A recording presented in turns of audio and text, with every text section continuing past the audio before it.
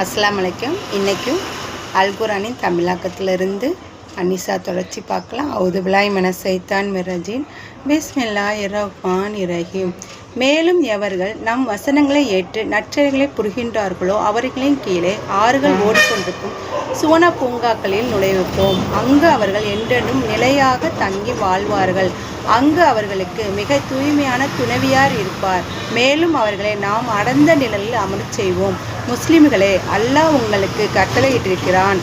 அமானத் அடைக்கல பொருட்களை அவற்றுக்கு உரியவர்களுடன் நீங்கள் ஒப்படைத்து விடுங்கள். நீங்கள் மக்களிடையே தீர்ப்பு வழங்கினால் நீதத்துடன் தீர்ப்பு வழங்குங்கள். திண்ணமாக அல்லாஹ் உங்களுக்கு வழங்குகின்ற அறிவுரையை மிக உன்னதமாகும். திண்ணமாக அல்லாஹ் அனைத்தையும் செவியேற்பவனாகவும் உற்று நோக்குவனாகவும் இருக்கின்றான். நம்பிக்கை கொண்டவர்களை அல்லாஹ்வுக்கு கீழ்ப்படியுங்கள், அவனுடைய தூதருக்கும் கீழ்ப்படியுங்கள். மேலும் உங்களில் அதிகாரம் உடையவர்களுக்கும் கீழ்ப்படியுங்கள்.